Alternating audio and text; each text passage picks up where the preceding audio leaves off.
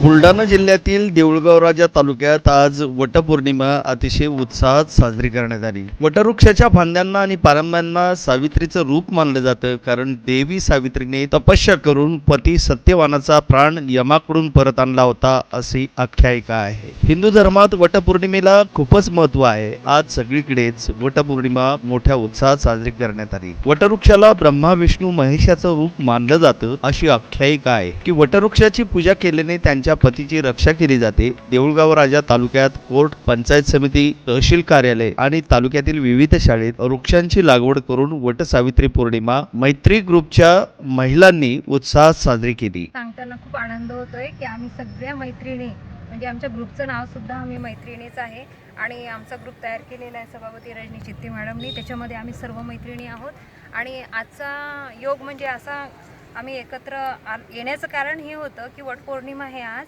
आणि स्पेशल वटपौर्णिमेनिमित्त वडाचंच झाड लावावं आपण आणि या पर्यावरण जे वडाचं झाड आहे त्याला आपलं राष्ट्रीय वृक्ष म्हणून देखील स्थान आहे आणि वड केवळ म्हणजे झाड नसूनच तो एवढा पर्यावरणपूरक आहे की त्याचे सगळेच आयुर्वेदामध्ये फायदे आहेत आणि पर्यावरणाला देखील फायदे आहेत आणि ह्या सगळ्याचा विचार करून आम्ही वटपौर्णिमा हे वडाचंच स्पेशल झाड लावून तहसीलमध्ये लावलं आहे आम्ही, नंतर कोर्टाच्या नवीन बिल्डिंगमध्ये लावलेले आहे, तसंच पंचायत समितीमध्ये लावलेलं आहे आणि सगळीकडे आम्ही सगळ्या जणींनी वृक्षारोपण करून आम्ही आज एक वेगळ्या तऱ्हेने वट सावित्री।